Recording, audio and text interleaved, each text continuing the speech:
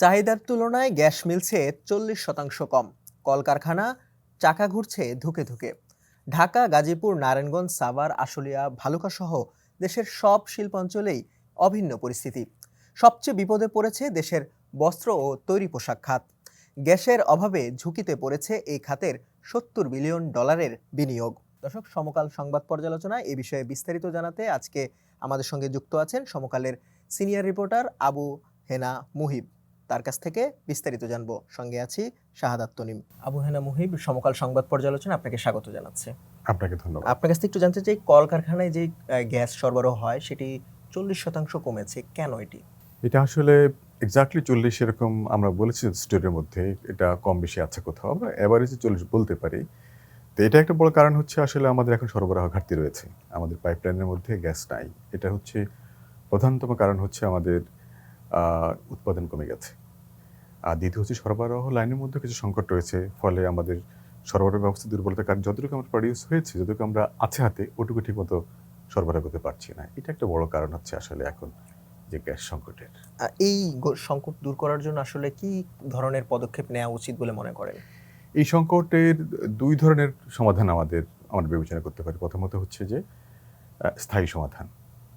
আমরা আপাতত হচ্ছে অস্থায়ী ভিত্তিতে অ্যাড হক ভিত্তিতে সমাধান খুঁজছি। যেমন এলএনজি আমদানি করা হচ্ছে অনেকদিন ধরে। এটা আসলে এক ধরনের বেনিয়া স্বার্থ থেকে করা হয়েছে। একটা স্বার্থগোষ্ঠীর স্বার্থকে সুরক্ষা দেওয়ার জন্যই, মুনাফা দেওয়ার জন্যই স্টেটের সহযোগিতায় এই কাজটা করা হয়েছে গত কয়েক বছর ধরে। এটা বিশেষজ্ঞরা সবসময় বলে থাকে যে এটা আমাদের জন্য আত্মঘাতী ছিল। আমরা সারা বছর কিনেই সরবরাহ করছি, অপ্রতুল করছি এবং বেশি ব্যয় দিচ্ছি। অথচ আমরা গ্যাসের মধ্যে ভাসছি। এ কথাটা কিন্তু মিথ নয়, গল্প নয়, এটা সত্য, বাস্তবতা। কিন্তু যে কোনো কারণে হোক, এটা রাজনৈতিক অদূরদর্শিতা আছে, ভূ-রাজনৈতিক কূটকৌশল আছে, আন্তর্জাতিক রাজনীতিরও বিষয় আছে কিছু এর মধ্যে। সে কারণে আমরা আমাদের নিজস্ব গ্যাসের মধ্যে হাত না দিয়ে আমদানি করার চেষ্টা করছি। কিন্তু সমাধান যেটা বলছি সেটা হতে পারে যে আমাদের স্থায়ী সমাধান নিজস্ব গ্যাস উত্তোলনের ব্যবস্থা করা। এজন্য প্রাথমিক বিনিয়োগের প্রয়োজন রয়েছে, বিশেষজ্ঞদের সাথে কথা বলার প্রয়োজন রয়েছে।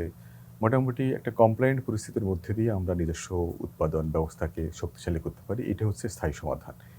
এর বাইরে অস্থায়ী সমাধান হিসাবে যেটা আমরা করছি এখন, সেটা আরও কয়েকদিন চালিয়ে যেতে হবে।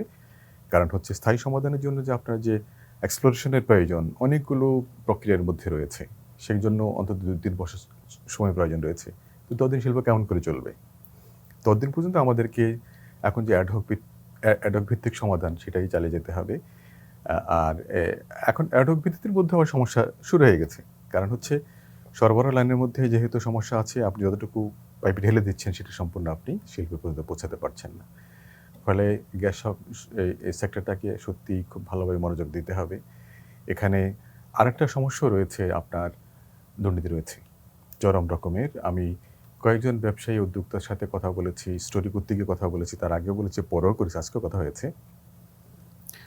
ওনারা যে অভিযোগটা করছেন যে একসময় দুর্নীতি তো সবসময় ছিল আমাদের, কিন্তু আগস্ট বিপ্লবের পরে নতুন ব্যবস্থাপনার মধ্যে এটা হয়তো প্রশাসন থেকে করছে না, কিন্তু কোনো না কোনো কোয়ার্টারি সুবিধাটা নিচ্ছে। এখন দুর্নীতি আরও বেড়েছে। আপনি গ্যাস সরবরাহ চাইবেন, আপনাকে বাড়তি অঙ্ক দিতে হবে এবং সেটা লাখ নয়, কোটির বিষয়। আরেকটি বিষয় একটু জানতে চাই যে এই যে সংকট তৈরি হয়েছে গ্যাস সরবরাহের, এই ফলে কলকারখানা এবং পোশাক খাতে আসলে কতটা প্রভাব পড়বে? একটা মারাত্মক প্রভাব পড়ছে। ধরেন তৈরি পোশাক তো আসলে গ্যাসের ব্যবহার খুব বেশি নয়। বেসিক ব্যবহারটা করে গ্যাসের, সেটা হচ্ছে আপনার টেক্সটাইল, বস্ত্র, স্পিনিং, যেমন তুলা থেকে সুতা করা, সুতা থেকে কাপড় করা, ডাইং, ফিনিশিং, কাটিং। সেখানে গ্যাসের ব্যবহার একদম ওটা কাঁচামাল হিসেবে ব্যবহার হয়। সেখানে বেশি মারাত্মক সমস্যা, সেখানে প্রকট। উদ্যোক্তারা বলছেন যে ওনাদের প্রায় 25-30% মাত্র অ্যাভেলেবল, বাকিটা এখন ঘাটতি। তার মানে হচ্ছে উৎপাদন সেই পরিমাণে ব্যাহত হচ্ছে। এতে হয় যতটুকু উৎপাদন ওনারা বিকল্প হিসাবে এখন জেনারেটর চালাচ্ছেন, পল্লী বিদ্যুৎ থেকে সহজে চালাচ্ছেন, আবার কেউ সিএনজি স্টেশন থেকে বোতলে করে নিয়ে যাচ্ছেন। এটা খুবই ঝুঁকিপূর্ণ এবং এটা অবৈধ। কিন্তু বিকল্প না পেয়ে তারা এটা করতে বাধ্য হচ্ছেন।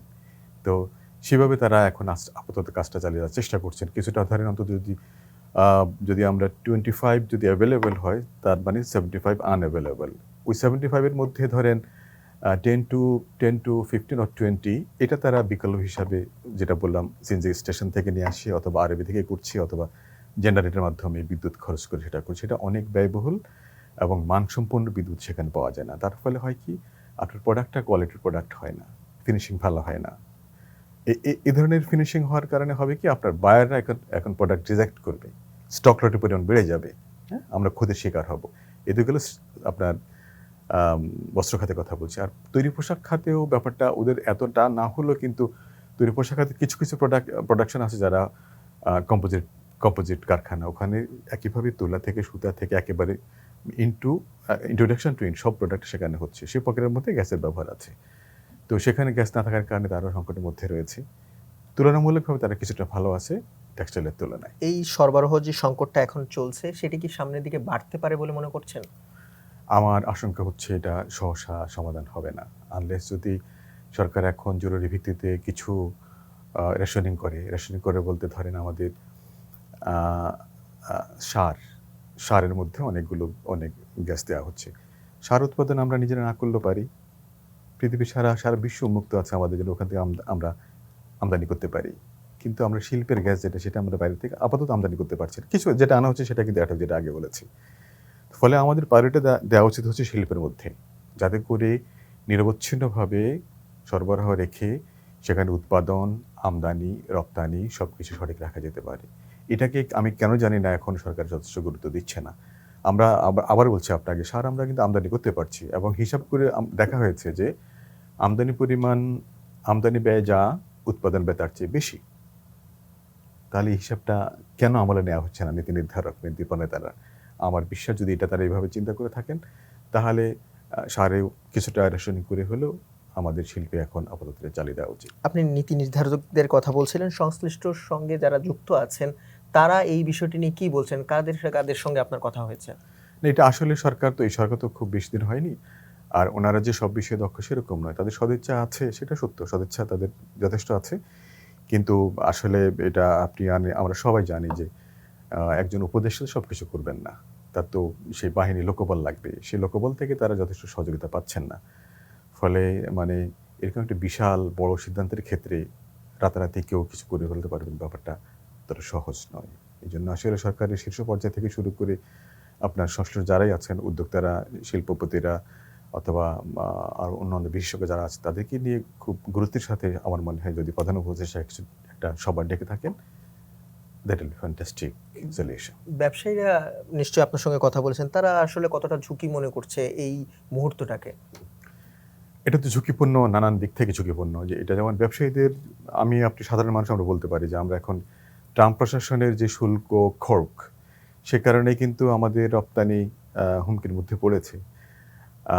37% যেটা আরোপের কথা বলা হয়েছে, আপাতত এটা 90 দিনের জন্য স্থগিত রয়েছে, সেটা কিন্তু আপাতত স্থগিত হয়েছে, কিন্তু স্থায়ী সমাধান হয়নি। হতে পারে এটা আবার ব্যাক করবে। তার মানে হচ্ছে আমাদের এখন দিচ্ছে আমরা গড়ে যুক্তরাষ্ট্রের রপ্তানির ক্ষেত্রে 15%, আমরা গড়ে 15% আমরা শুল্ক দিচ্ছি। যখন 37 দাঁড়াবে, তার সাথে সেটা হবে প্রায় 52, এবং অলরেডি 10% কিন্তু শুরু হয়ে গেছে। হ্যাঁ, তার মানে আগে যেটা ছিল 16, সেটা এখন আরো 10 বেড়ে 26। ফলে আমরা কিন্তু একটা ঝুঁকির মধ্যে রয়েছি।